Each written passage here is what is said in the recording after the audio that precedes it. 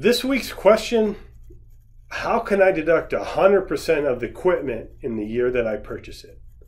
A better question would be is when should I not deduct 100% of it? What allows you to deduct all of the depreciation in a single year is called Section 179. Under normal circumstances in the IRS's view, if you buy an asset, say for $50,000, let's say the life expectancy of that is 5 years, well then you could deduct approximately $10,000 a year for 5 years. With Section 179, you can deduct the $50,000 all in year one. Keep in mind, you're still deducting $50,000. The question is, do you do it all in 1 year or do you spread it out over 5? So the question is, when should you and when shouldn't you use 179?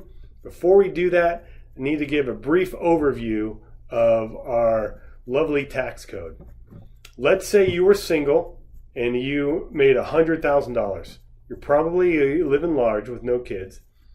Now, you might be in the 28% tax bracket, but remember the way the tax brackets work, it's a tiered system. That first 9,000 is at 10%. And then between 9,000 and 37 is 15%, and so forth. So even though you're in the 28% tax bracket, only about 9,000 is going to be at 28. The rest is going to be at a lower tax bracket.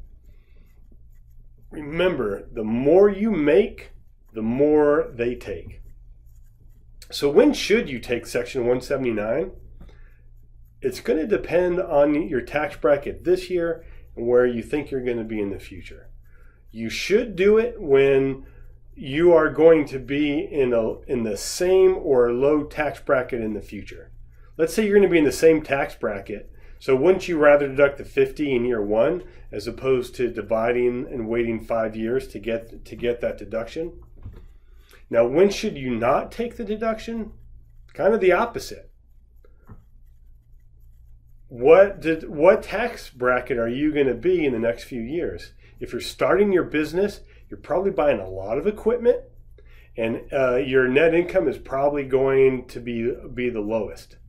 At that point, it can be very tempting to take all of the depreciation, but we need to look over the long period. Remember, life is not a sprint, it's a marathon. We need to kind of have a long-term view. So you may be, do you really want to take the deduction if you're in the 10 or 15 this year, but in the next few years you're going to be in a higher tax bracket? Now, Section 179, as with anything with the IRS, can be very complicated. There are limits on how much you can use it and what you can use it for. So I would encourage you hopefully at least have a basic understanding of the Section 179. So I encourage you, when you sit down with your CPA to do your taxes, which I'm assuming you are sitting down and discussing that with them, talked about their view with the Section 179. Have that talk before they finish the tax return.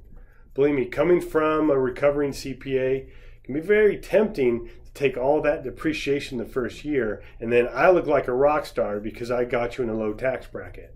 But that will come at a cost in the future where you can actually hurt you in the long run.